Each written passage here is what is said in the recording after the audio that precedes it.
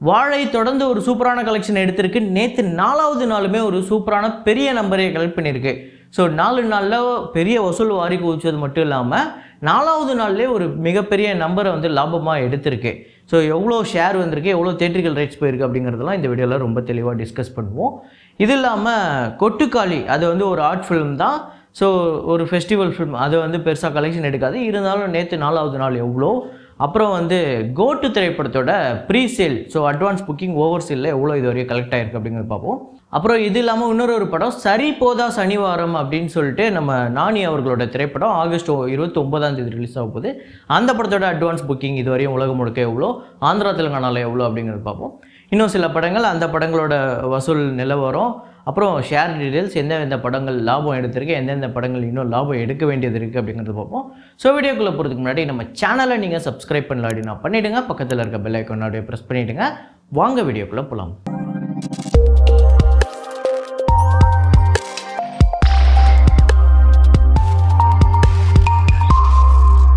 நேற்று வீடியோவில் நான் ஒரு ஃப்ரேம் ஒன்று வச்சுருந்தேன். நிறையா பேர் கரெக்டாக கெஸ் பண்ணியிருந்தீங்க. அது என்ன ஃப்ரேம், என்ன படம் அப்படிங்கிறத பார்த்துட்டு வாங்க.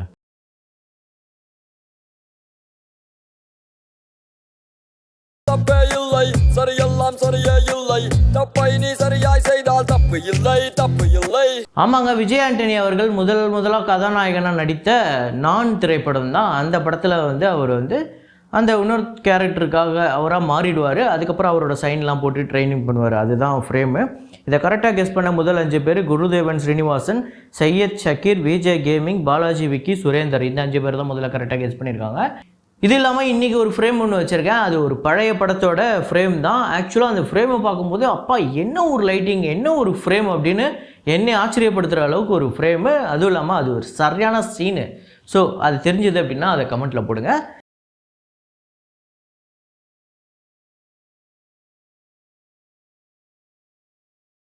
கேள் மெயின் இந்த படத்தோட 12 நாள் வசூல், அப்புறம் 12வது நாள் வசூல், எவ்வளோ ஷேர் டீட்டெயில்ஸ் எல்லாம் பார்த்துருவோம். இந்தியாவில் வந்து 97 லட்சம், வேர்ல்டு வைடு 1,25 லட்சம் 12வது நாள். டோட்டலாக 37,20 வந்து வசூல் பண்ணியிருக்கு. பட்ஜெட் 80 கோடி. இதுவரையும் இந்த படம் ஷேர் 20 கோடி கிட்ட வந்திருக்கு. இந்த படத்தோட தேட்டரிக்கல் ரைட்ஸ் 42 கோடிக்கு போயிருக்கு அப்ராக்சிமேட்டாக. ஸோ அப்படின்னா இன்னும் பாதிக்கு மேலே எடுக்க வேண்டியது இருக்குது. ரொம்ப சுமாராக தான் போய்கிட்டு இருக்கு. ஸோ எனக்கு தெரிஞ்சு இந்த படம் ஒரு 50% 50லேருந்து 55% மேக்ஸிமம் ரெக்கவர் பண்ணுறதுக்கு வாய்ப்பு இருக்குது. அப்புறம் வேதா இந்த படத்தோட டே 12 கலெக்ஷன் இந்தியாவில் வந்து 42 லட்சம், வேர்ல்டு வைடு 47 லட்சம். டோட்டலாக 28 கோடியே 20 லட்சம் வந்து 25 லட்சம் வந்து வசூல் பண்ணியிருக்கு. 60 கோடி இந்த படத்தோட பட்ஜெட்.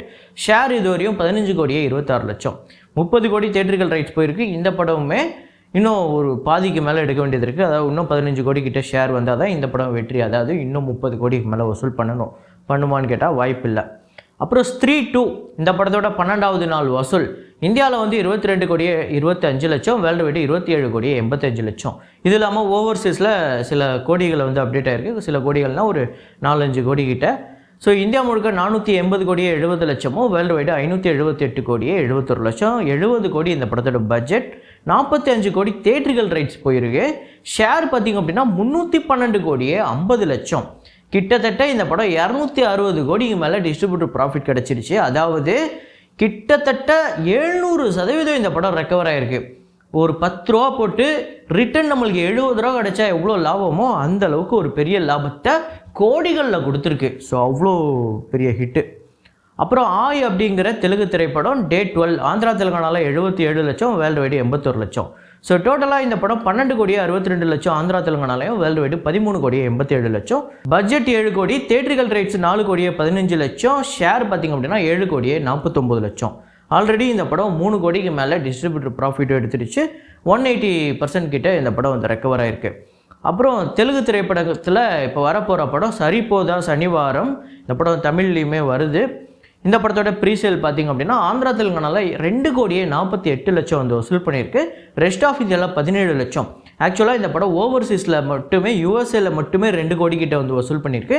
டோட்டலாக மற்ற எல்லாத்தையும் சேர்த்து 2 கோடியே 85 லட்சம். வேர்ல்டு வைடு 5 கோடியே 50 லட்சம் வந்து வசூல் பண்ணியிருக்கு. டே 1 ஒரு சூப்பரான கலெக்ஷன் வர்றதுக்கு வாய்ப்பு இருக்குது.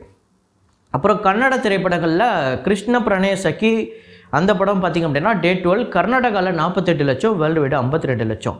ஸோ டோட்டலாக கர்நாடகாவில் 14,38,00,000 வேர்ல்டு வைடு 15,17,00,000, பட்ஜெட் 8 கோடி, தேட்டர்கள் ரைட்ஸ் 5 கோடிக்கு போயிருக்கு. இந்த படம் ஒரு 8,20,00,000 கிட்ட ஷேர் வந்திருக்கு. ஸோ இந்த படமே 3 கோடிக்கு மேலே டிஸ்ட்ரிபியூட்டர் ப்ராஃபிட்டும் கிடச்சிருக்கு, ஒரு பெரிய ஹிட்டாகவும் அமைஞ்சிருக்கு.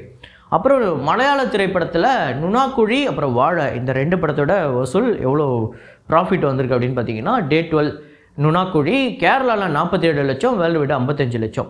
ஸோ டோட்டலாக 18,37,00,000 வேர்ல்டு வைடு கலெக்ட் பண்ணியிருக்கு. 4 கோடி இந்த படத்தோட பட்ஜெட், தேட்டர்கள் ரைட்ஸ் 3 கோடிக்கு போயிருக்கு, ஷேர் வந்து 9,92,00,000. ஆல்ரெடி இந்த படம் போட்டதில் 3 மடங்கு ரிட்டர்னாக வந்துடுச்சு. ஸோ ப்ராஃபிட் பார்த்திங்க அப்படின்னா கிட்டத்தட்ட ஒரு 7 கோடி கிட்ட டிஸ்ட்ரிபியூட்டர் ப்ராஃபிட் வந்திருக்கு. வாழை பார்த்திங்க அப்படின்னா டே 12 கேரளாவில் 1,27,00,000, வேர்ல்டு வைடு 1,50,00,000, 55 லட்சம். ஸோ கேரளாவில் டோட்டலாக 17,75,00,000, வேர்ல்டு வைடு 26,83,00,000. பட்ஜெட் 6 கோடி, தேட்டர்கள் ரைட்ஸு 4 கோடிக்கு போயிருக்கு, ஷேரு 14 கோடிக்கு மேலே இந்த படத்துக்கு ஷேர் கிடச்சிருக்கு. ஸோ அதாவது 4 கோடி போட்டவங்களுக்கு, 4 கோடி கொடுத்து வாங்கினவங்களுக்கு இந்த படம் 10 கோடிக்கு மேலே ரிட்டர்ன் வந்திருக்கு. 360% மேலே இந்த படம் ரெக்கவர் ஆகிருக்கு. அப்புறம் தமிழ் படத்தில் டிமாண்டி காலனி 2 இந்த படத்தோட டே 12 கலெக்ஷன் தமிழ்நாட்டில் 1,38,00,000, வேர்ல்டு வைடு 2,85,00,000. தொடர்ந்து இந்த படம் ஆந்திரா தெலுங்கானால சூப்பர் கலெக்ஷன் எடுத்துக்கிட்டு இருக்குது. ரீசெண்டாக தான் ரிலீஸ் ஆச்சு. ஸோ சூப்பர் கலெக்ஷன் எடுத்துகிட்டு இருக்குது. இது இல்லாமல் ஓவர்சீஸ்லேயுமே நல்ல கலெக்ஷன் எடுத்துக்கிட்டு இருக்கு. தமிழ்நாட்டில் 29,80,00,000, வேர்ல்டு வைடு 40,14,00,000. 40 கோடியை கடந்திருக்கு 12 நாளில். பட்ஜெட் 23 கோடி, தேட்டர்கள் ரைட்ஸ் 15 கோடிக்கு போயிருந்தது, 21,68,00,000 ஷேர் வந்திருக்கு. ஸோ 6 கோடிக்கு மேலே, கிட்டத்தட்ட 6.5 கோடிக்கு மேலே இந்த படத்துக்கு டிஸ்ட்ரிபியூட்டர் ப்ராஃபிட் கிடச்சிருக்கு. இந்த படம் 144.5% வந்து ரெக்கவர் ஆகிருக்கு. தங்கலான் பொறுத்தவரையும் தமிழ்நாட்டில் 12வது நாள் வசூல் 58 லட்சம், கர்நாடகாவில் 7 லட்சம், ஆந்திரா தெலுங்கானாவில் 35 லட்சம், கேரளாவில் 10 லட்சம், பாண்டிச்சேரியில் 3 லட்சம், ஓவர்சீஸில் 35 லட்சம்.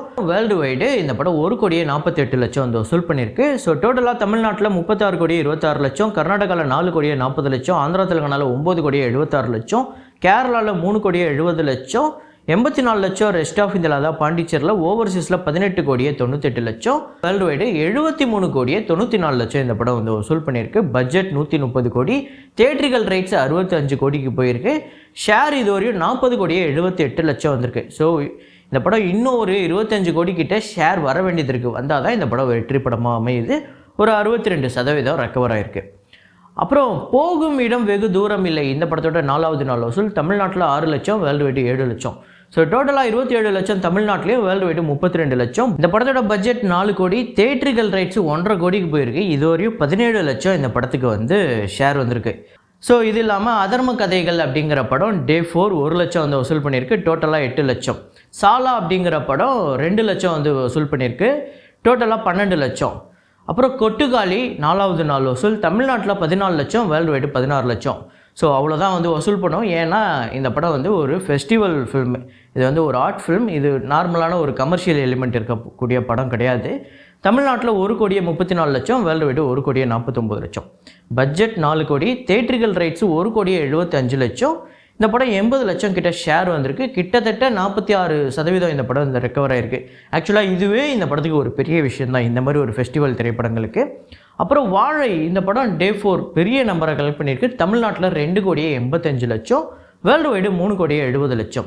தமிழ்நாட்டில் டோட்டலாக 11,03,00,000, வேர்ல்டு வைடு 14,15,00,000. இதில் ஓவர்சீஸ் கலெக்ஷனும் அப்டேட் ஆகி வந்திருக்கு, அதையும் தான் நான் இன்க்ளூட் பண்ணியிருக்கேன். பட்ஜெட் 6 கோடி, தேட்டர்கள் ரைட்ஸு 4.5 கோடி. ஆக்சுவலாக இப்போவே இந்த படம் வந்து 3 கோடிக்கு மேலே ப்ராஃபிட் வந்திருக்கு. 7,64,00,000 இந்த படத்துக்கு ஷேர் வந்திருக்கு. 3 கோடிக்கு மேலே ப்ராஃபிட். ஆல்ரெடி இந்த படம் வந்து கிட்டத்தட்ட 170% கிட்ட ரெக்கவர் ஆகிருக்கு. ஸோ வாழை அப்படிங்கிறது வழக்கமான ஒரு கமர்ஷியல் எலிமெண்ட் இருக்கக்கூடிய ஒரு திரைப்படம் கிடையாது. ரொம்ப ஒரு ட்ரையான ஒரு சப்ஜெக்ட் உள்ள படம் தான். ஒரு உண்மையான கதையை தழுவி எடுக்கும்போது ரொம்ப சில இடத்துலலாம் நம்மளே வந்து நம்ம பொறுமையை சோதிக்கிற மாதிரி இருக்கும். ஆனால் அந்த மாதிரி படங்கள் பெரிய வசூல் எடுக்காது. ஆனால் வாழை வசூல் ரீதியாக பெரிய வெற்றி திரைப்படமாக அமைஞ்சிருக்கு. இப்போது கோட்டு ப்ரீசேல் பார்த்திங்க அப்படின்னா டே 1 யூஎஸ்ஏல பொறுத்தவரையும் $223,000, இது வந்து 1,87,00,000. யூகேல 135K பவுண்ட்ஸு, இது வந்து 1,49,00,000.